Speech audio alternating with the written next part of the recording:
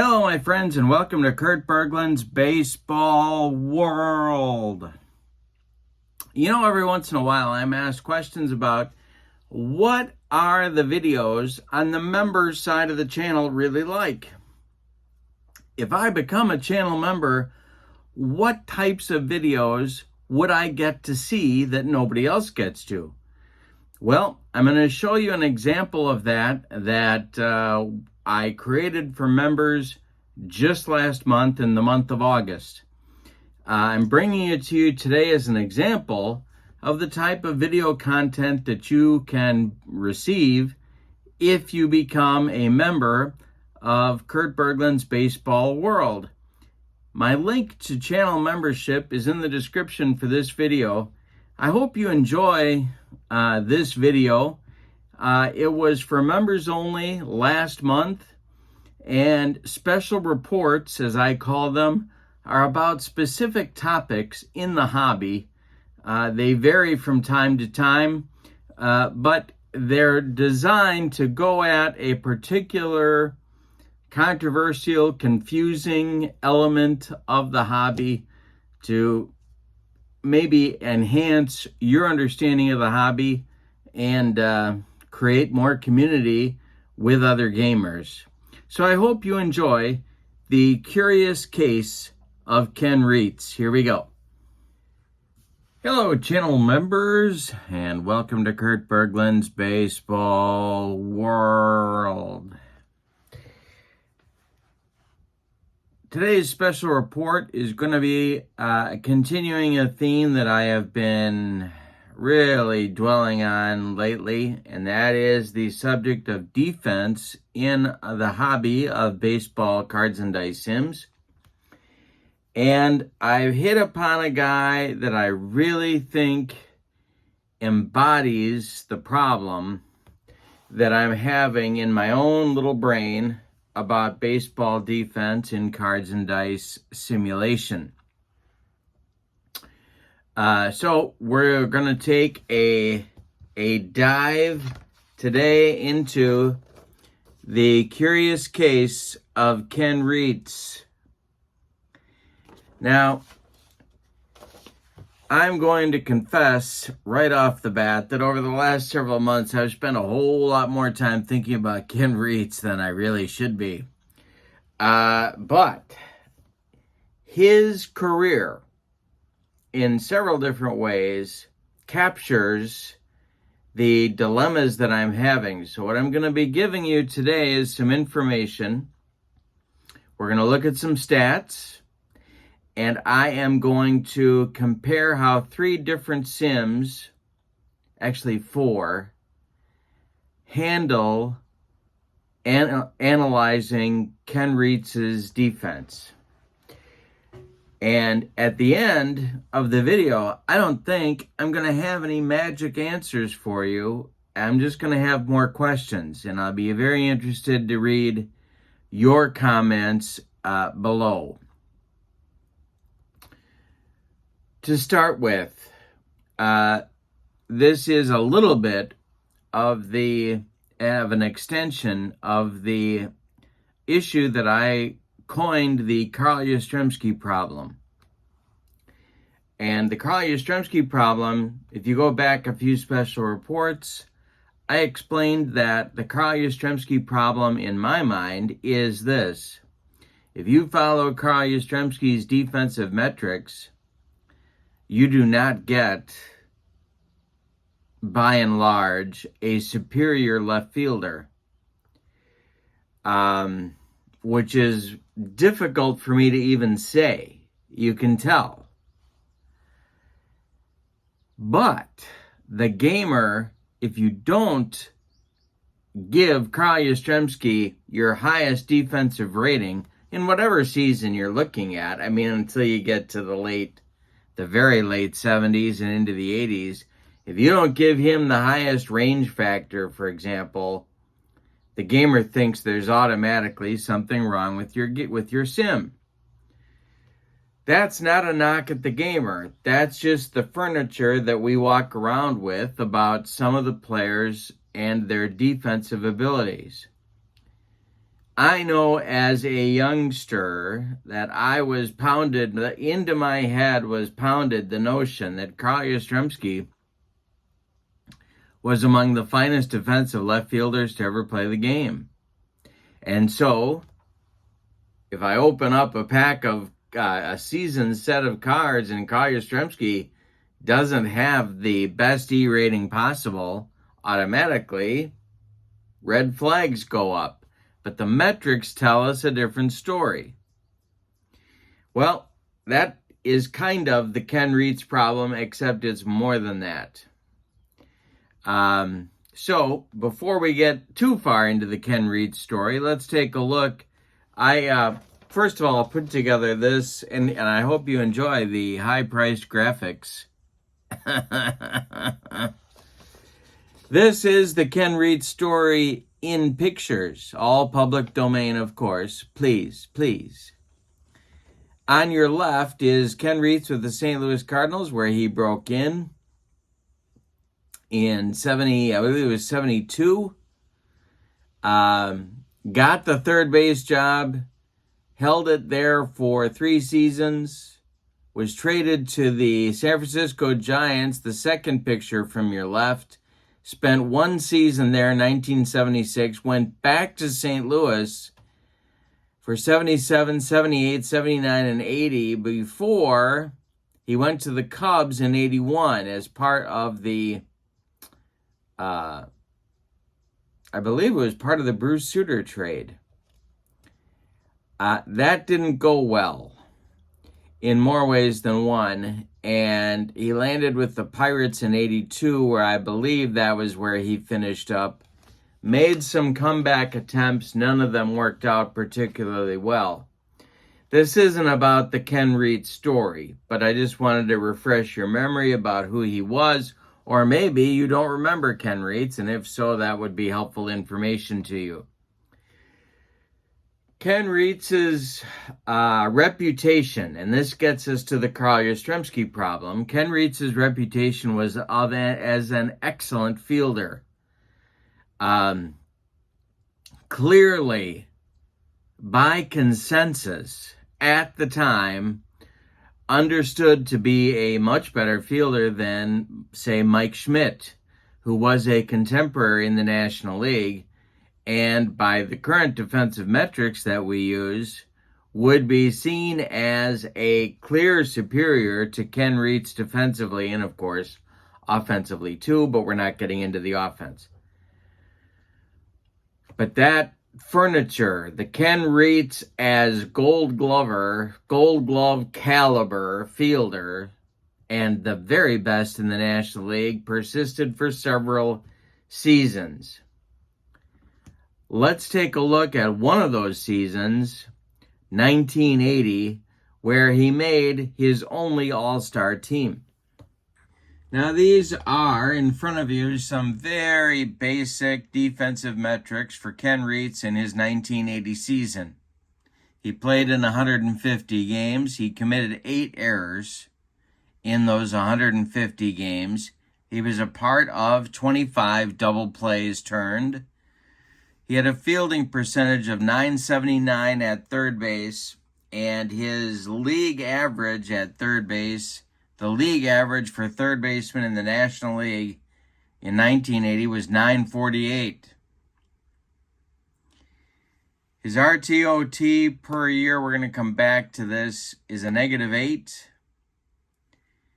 His range factor over a 9-inning span is 2.74 chances per 9 innings. The league range factor was 2.87. 2.87 chances per 9 innings. So this gives you a little bit of an understanding of where he was. Fielding percentage way above league average. Range is, well, it's kind of in the middle of the pack based on these 3 numbers. Maybe a little below middle of the pack based on these 3 numbers. but no better than average. And you could make a case that he's actually below average in terms of range. All right, now I have pulled 4 cards, all representing his 1980 season. This is actually part of a payoff pitch card. We're going to talk about why I did this in just a minute. This is his original 1980 season APA card. This is his original replay baseball card. This is a payoff pitch set of cards for the same season. This is from 1980. This is 80. All 3 of these are from 1980. We're also going to talk about History Maker Baseball in just a minute. This card is important for understanding the ratings here, so we're going to look at that in just a minute. All right. Starting with the APA card on your left, we see that Ken Reitz's range is a 5 on APA. Now, the APA basic game doesn't allow for a higher defensive rating than a 5 for a third baseman. So this is his original rating by the APA company. So this would have been in the old Richard Seitz days. He got a 5. There isn't a better defensive rating. Mike Schmidt in 1980 got a 5 as well. Those were the 2 5s in the National League. So that gives you an idea where APA kind of rated him as Schmidt's equal in this season. Or maybe Schmidt was the equal to Reitz in this season, however you want to think of it. All right, for the replay game, 1 is the best, 5 is the worst.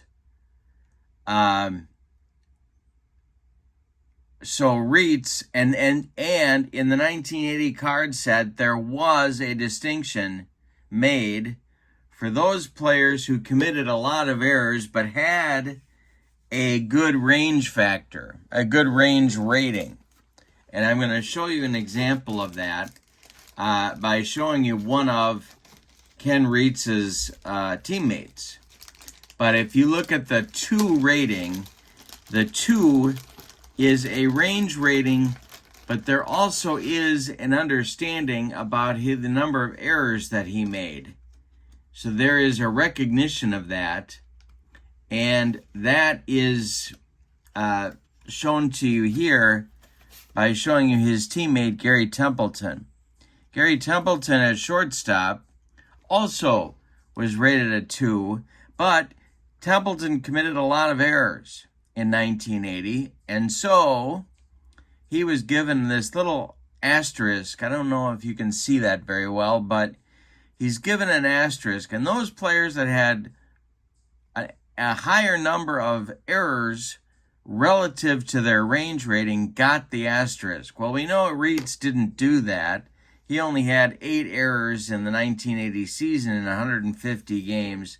He did not get the asterisk, but replay had a way at that time, for the first time in this season set of cards, of breaking out that distinction.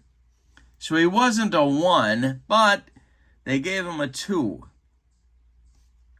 Okay, now let's look at payoff pitch. Obviously, this set of cards produced much later than either the original APA set or the original replay set. These would have been 1981 releases. Replay comes along. Now, for replay, you get 2 ratings. You get a range rating, which is graded A through F. The best range rating you can get in replay is an A. Reitz was given a D range rating. For errors, the best error rating you can get is a 5. An A5 is the best fielder. Reitz was given an error rating of a 4 for the 1980 season, so 1 notch down from the best you can have. All right. So, what do we see here? Well, I think you can see what we see here. He's rated superior. I'm using that term because he was. This is the superior defensive rating for a third baseman in the 1980 set. Replay just one notch below that. And then for payoff pitch, he drops all the way to the second worst range rating you can have.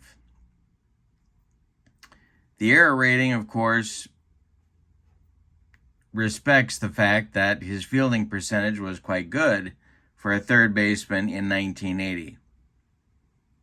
Now, I did not say, and I don't want to get too far into the proprietary information, but if we were going to rate Ken Reitz's season defensively by History Maker Baseball, he would be on the fringe between average and below average in terms of defensive ability. So we've got the whole gamut here. We've got him being near Gold Glove status, whole package considered, still near Gold Glove status, but at least above average in terms of replays rating, to below average on a range rating and breaking out his error rating a little bit differently. And, of course, building in payoff pitch, that would be somewhere in the, I don't know, C, maybe C or D letter grade range if we think about going back to school. All right, so what do we see based on all this? What conclusions can we draw? First thing I want to say is sort of a disclaimer. I'm not knocking any of these sims. Each of these designers did the best they could with the information that they had at the time. I am quite certain Richard Reitz, when he developed this 1980 card, or whoever working for him did design this, maybe he delegated the task of doing the cards by 1980 to somebody else.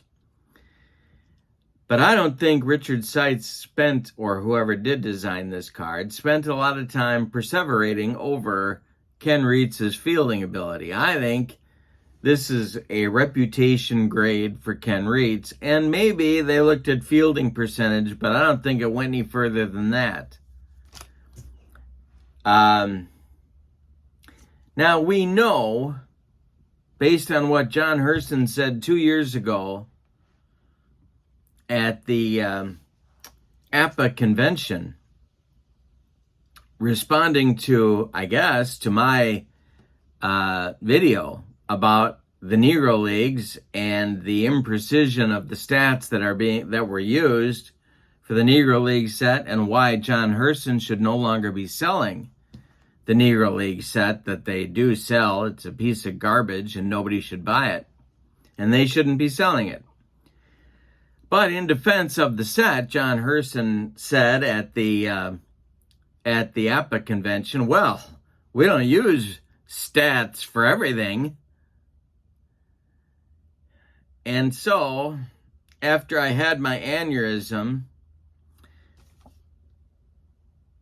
that still may be going on. There may not be a whole lot of reflecting about range ratings or defensive ratings in writ large at the APA Game Company. We don't know. But this would certainly be consistent with Reitz's defensive rating at the time. Whether it's been revised or not, I don't know. I don't own the 1980 set. I know the set's been revised. I don't know if Reitz was dropped to a lower range rating for the basic game. He may have been. I don't know. As for replay, they kind of are in the same boat. I don't think either Replay or APA were considering much more than reputation and fielding percentage when they created these cards. But I bet Joe Bryan was when he created the payoff pitch card that got Reitz the D rating for range. And I know that and I'm sure that for History Maker Baseball, They've created a 1980 set. I don't own that one either, but I would bet based on their how-to guide that Ken Reitz didn't do very well either, based on the RTOT metric that they use for assigning defensive ratings. So, we've come quite a ways over these 40 years since Ken Reitz played the game in 1980, and we've come a long ways in interpreting his defensive abilities. We've gone from the top of the mountain to just above an F grade for payoff pitch. It's the same guy, it's the same season, and it's the same, well, all of the other conditions are the same. So we're holding everything constant except the sim. If you follow where I'm going with this, you become suspicious of the use of defensive metrics or eye tests in the case of APA when interpreting a player's defensive contribution to the success or lack thereof of his team. Because we have no reason to believe that these sims, all four of them, APA, Replay, Payoff Pitch, and History Maker, are negatively affected by the ratings that were given Ken Reitz. You're still, if you play a season with these cards, you're going to get reasonably close statistically to the actual outcomes for the teams and for the league and for the players themselves. You're going to get in the ballpark, to coin a phrase. And yet, look at the variance between how Reitz's defensive ability has been interpreted. And so, I end up in this place where I'm suspicious of all defensive metrics and how they are implemented into the game. The more I do this, the more I look at this, and the more I think about it, the more I become less confident in individual error ratings and more confident into baking the outcomes into the pitcher cards and the hitter cards. Because there, we know where the outcomes were. We know how many hits were made, and we know that Ken Reitz didn't get to those balls. And we know the ones that he did get to, we know those plays were made, and it just seems the more that we tease out these metrics, the farther we're getting from a sim that is going to be reliable. Having said that, I hate saying that, because it seems to me that we should be getting closer to truth in our simulations, not further away. And if I thought Ken Reitz was the only guy that was like this, I'd feel better as well. But I know that the Carl Yastrzemski problem tells us that's not true either. So, I am very eager to read your comments and where you are after watching this and looking at what happened with Ken Reitz and your analysis of the curious case of Ken Reitz. There's lots more coming about defense because I've been thinking way too much about it. As always, please send me your thoughts and suggestions for future special reports. I hope you've enjoyed this one, and I hope you're not nearly as confused as I am. Have a wonderful evening, everybody, and thank you for your support of my channel. It means the world to me. Have a great evening. So long, everybody.